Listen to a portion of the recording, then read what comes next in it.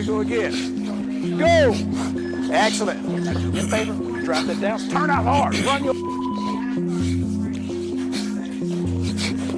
One.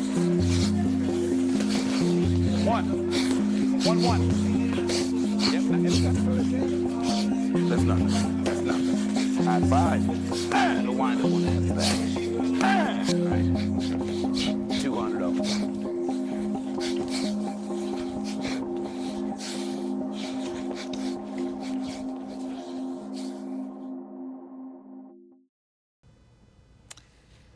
My experiences as a boxer, martial artist, it changed my approach to running a business because this is a niche, the market that we're in. This is the fitness industry, but the dog in me wants to ensure that these people actually get what they pay for, and that's coming in here and learning a martial arts that happens to be effective in a real life scenario. We do compete a lot, so I love when people come in here anxious to compete. Do it again. So as such, we operated like a martial arts factory to build the best fighter. So therefore, the secret is, it's not like we make a lot of money. When you really love something, it's not like you're going to make a lot of money, but it'll take care of you. And the primary goal of this business is to feed my kid and to make some of the Southeast's best fighters as long as they put forth the effort. Boom, that's your power side. Boom. Boom. I'm telling you, my lead team, that's the one I trust. Boom. Uh-huh. Uh-huh. Come on. Come on. Uh-huh. Uh-huh. Hey, come on. Hey, come on. Come on. My name is Benny, and I train at Bad Apple MMA in Columbus, Georgia. But what do? How do you keep coming? Bullshit. The biggest way to prepare yourself mentally and physically is to train. That's how you keep yourself Training involves a lot of running, road work, cardio, hills, as well as coming to the gym. You can't get ready for a fight and expect yourself to be prepared to fight if you don't train. So the biggest thing would be training, coming in consistently, bag work, pad work, sparring, everything included. You trying to figure out the way around it. I'm like, cool.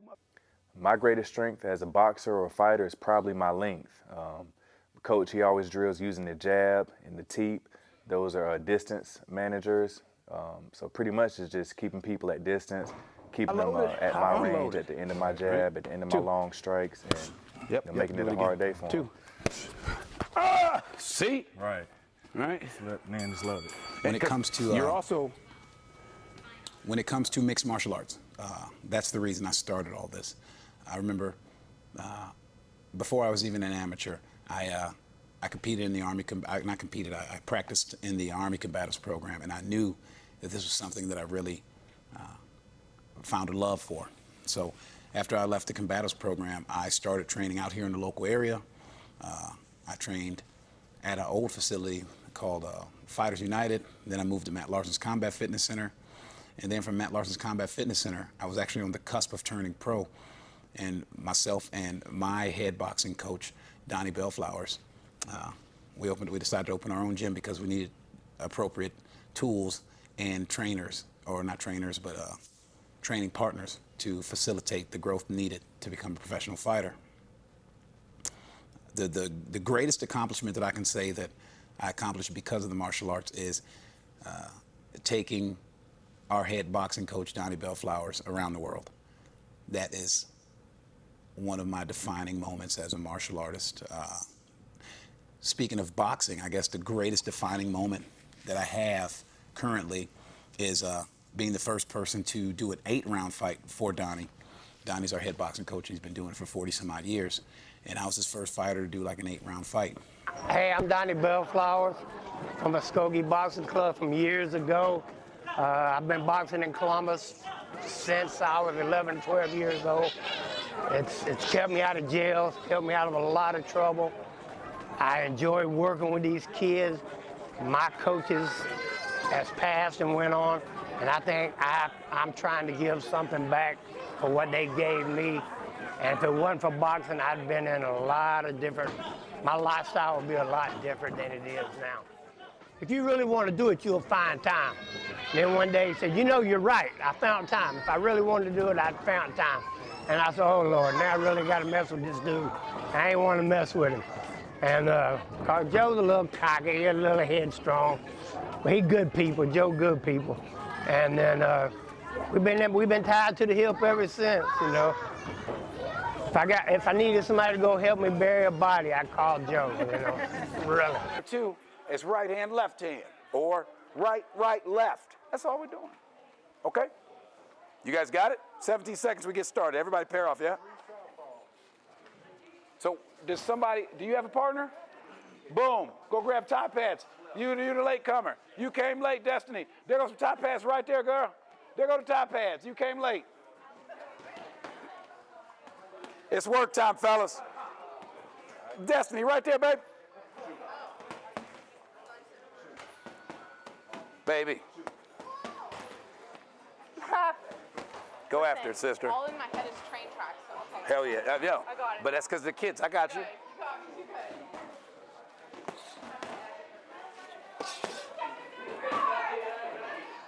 it. Yep. I got you, sister. All we throwing is the 1-2. Or the 1-1-2. He's brand new. His name is Daniel. He does a karate stance. Make sure he's standing orthodox with his left foot forward. Go ahead.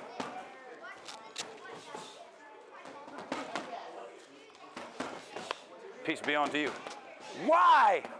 Javier, I'm not going to talk smack to you because you work. You know what I'm saying? So like, okay, pause. Javier, you're going to hit Mitzvah. You give the pads to him and you put your gloves on because Javi the late man. You with me, sir. Let's go, my boy. Hands up. Get in your fighting stance. 1. 1. 1. 1-1. Most memorable moment with Joe is when he won his first belt.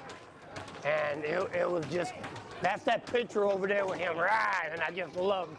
That's my favorite picture of him. And Joe really, people don't know Joe's really, he needs something to hold on to. And he leans on to me more than even I know. He's told me several times, but I still don't grasp how much he needs me and how much he wants me to be there for him. And it's just, I've never not been there. He done one, I had a hip surgery, he done one boxing match, and all those coaches, the guy should have whooped Joe on paper. And then all the other coaches were saying, hey, who come up with that game plan? He said, my coach Donnie. And that's what won it. He stayed to the game plan and he beat the guy. It's a slip. Boom! I'm sending it back to him. Okay. Yep. 1. 1, 2, 3. Yeah, I ain't ask you to do any of that stuff. 3. 3, 2. Natural ability, natural power, whatever. Nobody's just going to come into a fight and win every fight off natural ability. That's just not going to happen. There are too many guys who work hard and put the time in, and if you don't do that, you will get exposed and you will get beat up, and it's going to be pretty bad. So training is necessary as oxygen. You won't win without it. That was you doing that to me. So my reaction is going to be, oh, shit. You know what I'm saying?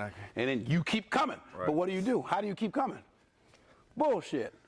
Oh. After jab. That's it. Yeah. That's how you keep yourself safe. Right. I'm so serious. I'm not bullshitting. Right. 3. 3, 2.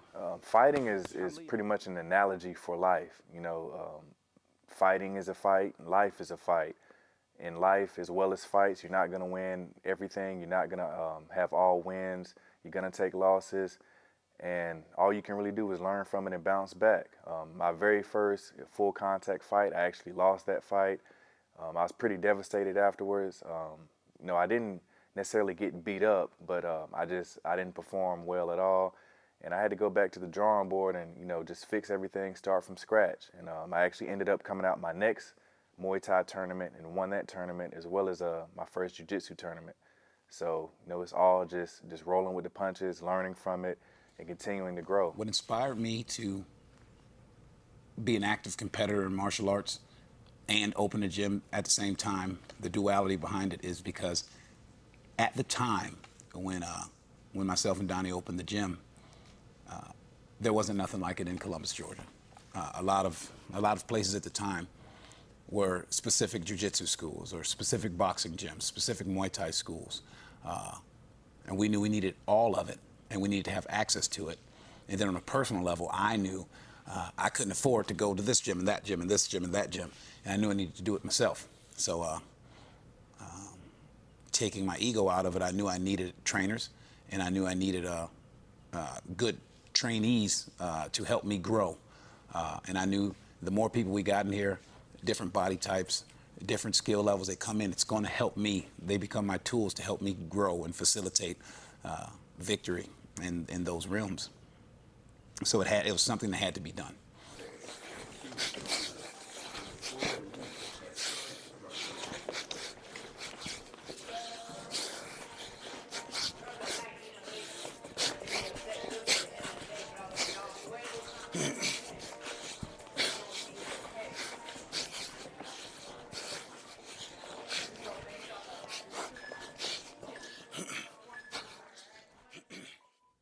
The way we balance the physical responsibilities of being a professional fighter and owning and operating a gym on the business side, it's the hardest thing to do in the world. That's there's like a golden ratio that you need in order to do both.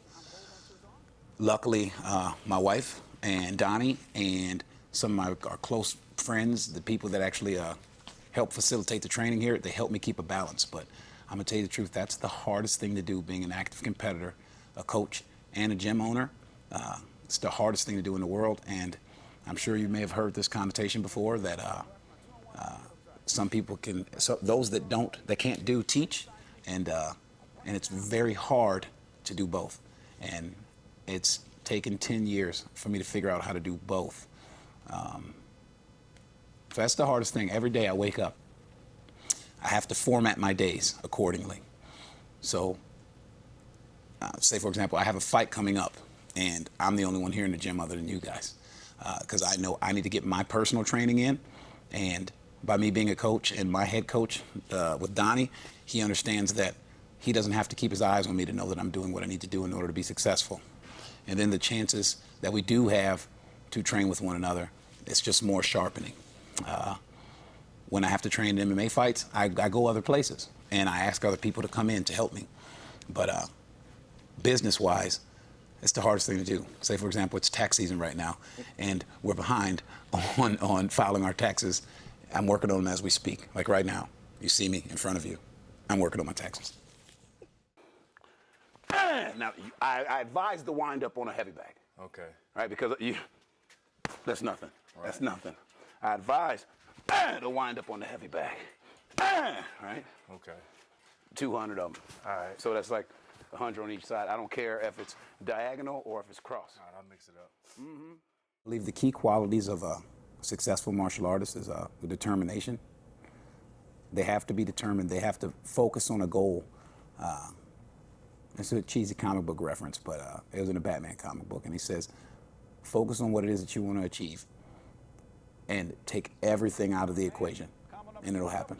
Work hard, and it'll happen.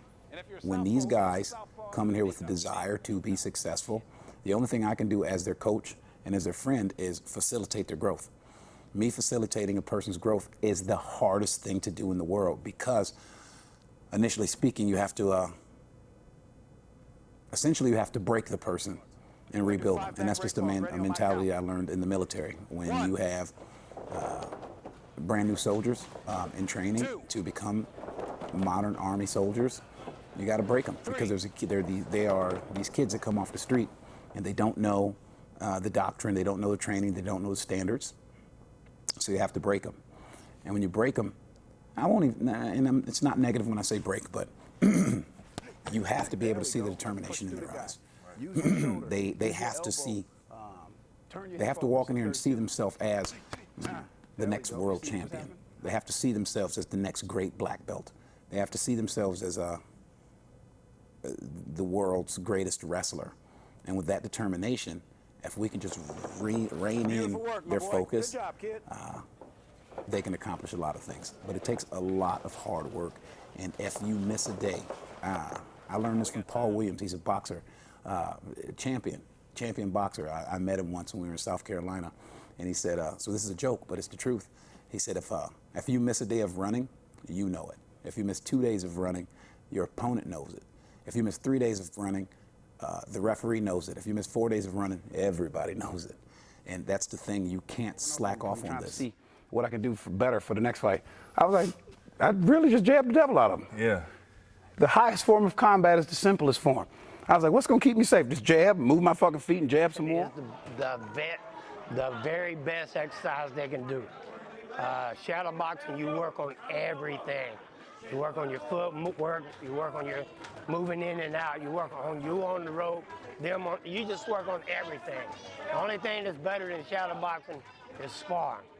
But you can work on everything with shadow boxing, and you can go wide open just as fast and hard as you can, where even in sparring you have to calm it down so you don't bang up your sparring partner. But yeah, shadow boxing. Right?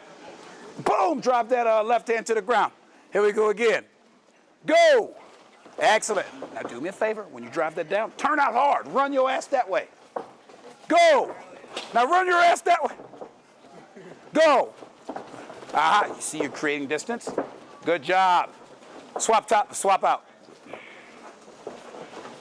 I can remember one of Joe's fights, I was in the corner, and I seen a jiu-jitsu move. I don't know what it's called, I don't know what it was, but I called it. I said, Joe, and I seen Joe lock it in, and you can see me standing up and turn around and walk, and the dude tapping out. And to this day, I can't tell you what I said, who it was, or nothing. Just being around it, I said, hey, that'll work there, Joe, do it. There's no such thing as Frankenstein. Over dramatic, 2-on-1, Terry Ferguson. Glue my hands to the ground, circle out, get the tight waist. He's got the tight waist. Can we drill that? Let's work, 1, 2, 3. I'll tell you when to go. Oh, 1 for 1. Ready, work. Glue it to the ground, circle to the back, get the tight waist. Excellent work, boys. Switch out, let the next man go. Just keep switching, fellas. Get the 2-on-1. Circle, get to the tight waist. Excellent work. Good job, guys. Javier right here. So check it out. Grab Javier's legs. Just stay there and grab him.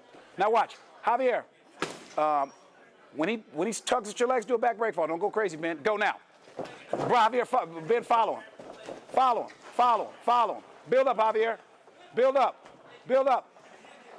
Turn out. Them boys been in my class. Them boys been in my class, Lord, ain't it? I'm talking to the Lord. He's like, where is he looking? The way that I create a supportive and motivating environment, regardless of skill levels at the gym, is simple. I beat them. No, that's that's a joke, but I beat them. No, that's the only way I can say it. Like, you know, because sometimes you have a bad egg, and you know it. If you're a gym owner, you know that some people will come into the gym, and it's almost perplexing that they come in here. It could be a brand new guy off the street, and they think they know everything, because the one thing I get the most of the time is, I had all these street fights. Ain't nobody beat me out in the street. Put that attitude away. Let me show you something. And that's one of those instances where I say, when the guys are really, really like, oh, I want to fight you, coach. That happens a lot here. I want to spar you, coach. You signed a waiver, right? Put the gloves on. Put a mouthpiece in. Let's get to work. But I think we're lucky. Our gym is lucky in the sense that the people that come into the doors have the right attitude. And when you have the right attitude, it becomes cohesive immediately. We've had more success with cohesion than we've had failures. And people that don't like the gym, they come and they go as they please, or they leave as they please, and that's okay. Because if they don't like the gym, I know there's going to be 3, 4, or 5 more guys that come in here that actually like the gym. Some people don't like my training methods because they feel like I might be going too slow. But I understand, until you understand certain steps and it becomes crystal clear, that's when we move on. And that's where the levels of training, teaching these guys at different levels, it comes into play, because a lot of times, for one, fundamentals win championships.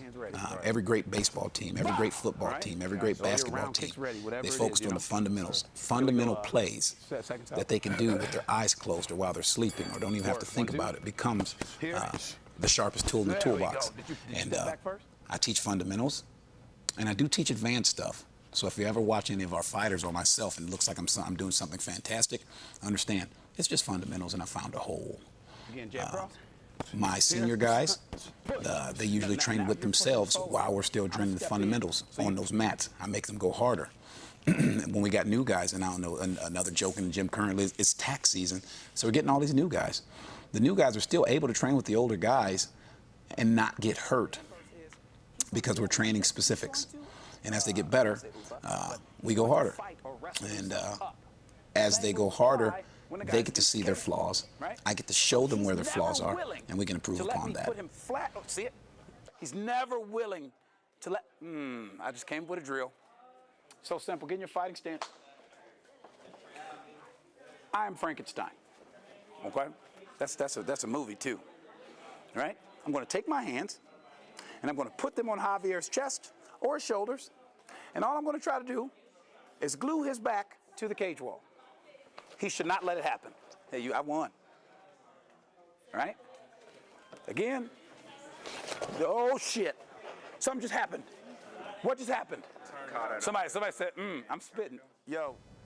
The thing I enjoy most about coaching and mentoring athletes, martial artists, is I get to see the sense of accomplishment that they have for themselves, like a sense of pride. Because once again, when they accomplish their goals, it gives me a form of happiness. And that's what's important. Seeing them, crush their dreams in a good way. That brings me a lot of pride. Or seeing them stand up against adversity. That brings me a lot of pride, because that is the only way that I can get a gauge on the type of person that human being is. I tell it to every one of our fighters, when we're sparring, when you're fighting, you're giving the purest form of yourself out there. And if you're a fighter as well, you know that what you see is what you get out of that guy. His responses, how he reacts, his temper. It's the most important thing you can do. The most important thing you can feel. So what I get out of that is I get to know that person at the most base form of human level that one can experience.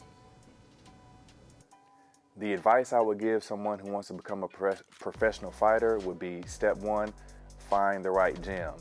For one, you have to find a gym that actually produces fighters, because not every gym does that. Some gyms are just cardio related, get in shape, whatever. So if you're here in Columbus, I would definitely advise Bad Apple MMA. If you're elsewhere in the country or in the state, do your research, find the gym, one that produces fighters, good fighters, meaning, they have champions, they have guys who've had accomplishments. And just as important, find a gym with the right atmosphere and the right energy. So my long-term goals for our gym and for myself, we've been open for 10 years, and by the time I'm in my 50s, we're going to build our own gym, like from the ground up. By the time I'm in my 50s, we will have multiple black belts. We'll have multiple professional champions. We'll have tons of amateurs, because it doesn't take long to build those guys. And I'll have some financial stability to finally take my foot off the gas a little bit, but I'll never quit. So I still got 10 years or so left of hard work that I have to do, but it's well worth it, because this is who I am.